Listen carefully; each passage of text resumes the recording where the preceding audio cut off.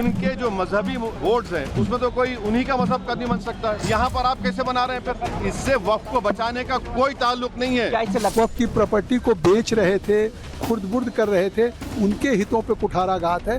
वो लोग इकट्ठा होकर के प्रदर्शन कर रहे हैं। ये सरकार पूरी तरह से झूठ बोल रही है। सरकार पूरी तरह से तानाशाही पर उतारू। मुस्लिम पर्सनल लॉ बोर्ड अपने असल मकसद से भटक गया है।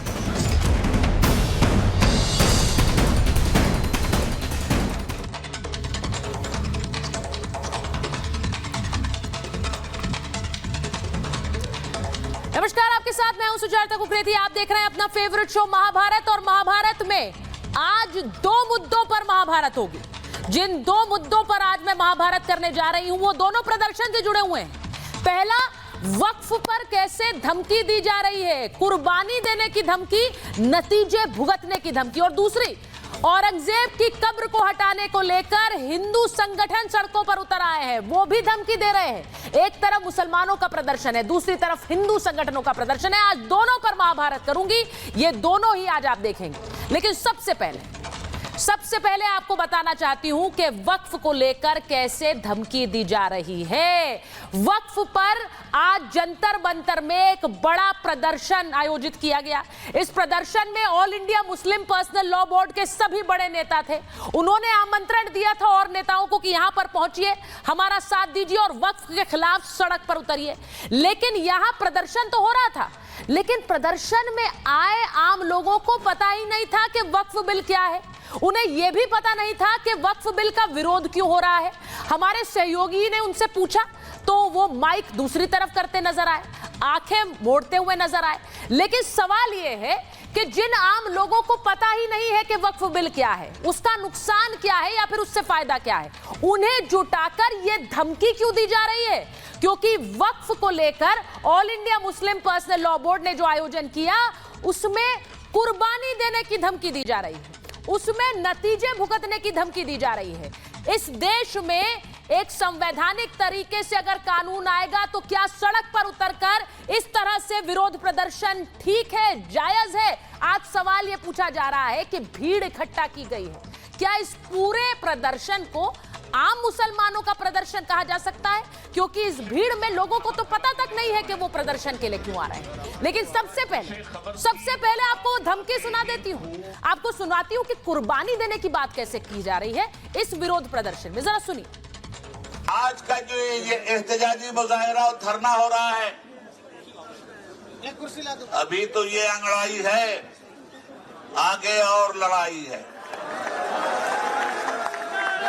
अगर गवर्नमेंट अपनी तानाशाही से बाज नहीं आई तो पूरे मुल्क में औकाफ की इमलाक के तहफ्फुज के लिए all India Muslim personal law board कमर कस के उतरेगा और हिंदुस्तान की धरती पर मुसलमानों के हुकूक, भारत के संविधान की हिफाजत के लिए हर उस कुर्बानी से गुजरेगा जो कुर्बानी हमारा देश हमसे चाहता है।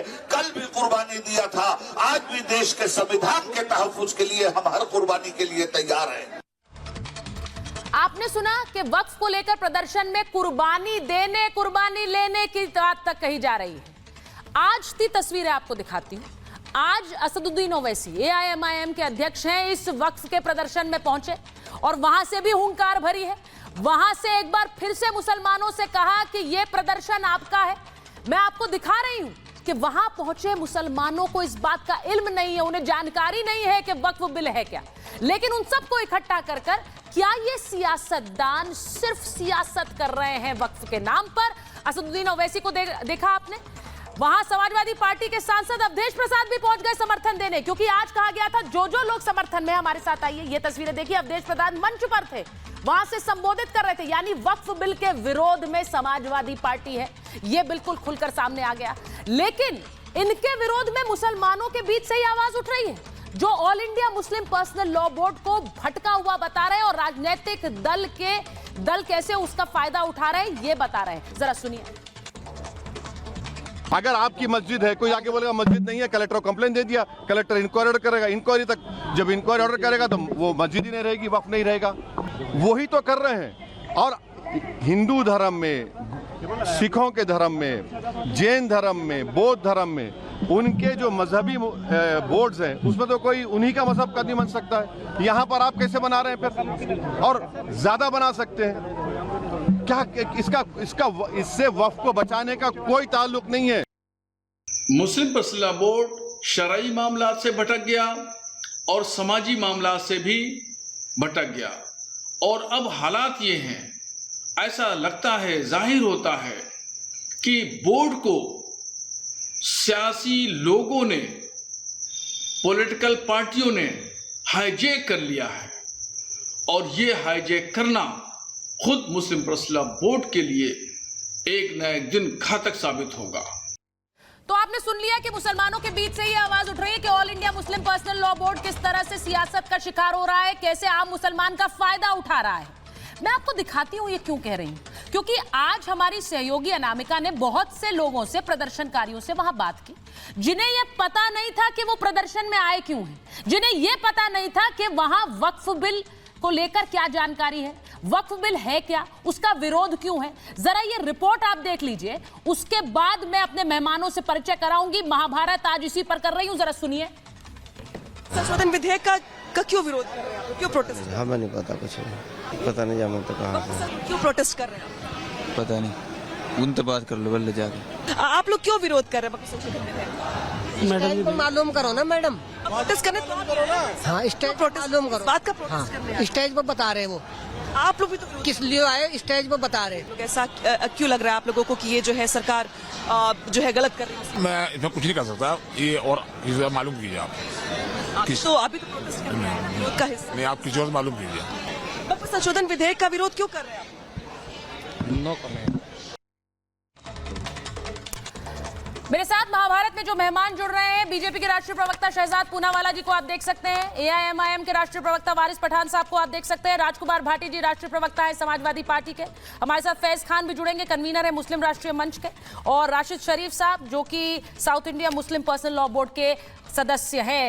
मैं एक बार सीधे वारिस साहब आपके पास शुरुआत इसलिए कर रही हूं क्योंकि आज प्रदर्शन तो बड़ा हुआ, सड़क पर सब उतर आए, आपके नेता भी वहां पहुंच गए ओवैसी साहब, और एक बार फिर उन्होंने उसी लहजे में कहा कि मुसलमानों का सब छीन लिया जा रहा है, इसके खिलाफ विरोध करना है।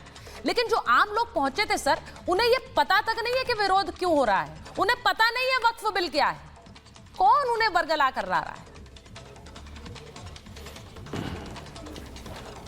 Once a Waqf always a वक्फ, तानाशाही नहीं चलेगी। बीजेपी ये जो बिल लाई है असंवैधानिक है, इसको फौरन वापस लिया जाए। इन नारों से आज गूंज गया पूरा जंतर मंतर, ही नहीं पूरा देश।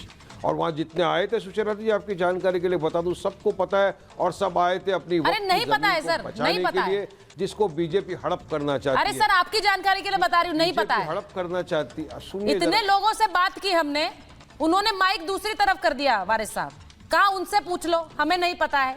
यही तो पूछ रही हूँ, कौन से सियासतदान है जो उन्हें प्रदर्शन में ला रहे हैं लेकिन बता नहीं रहे।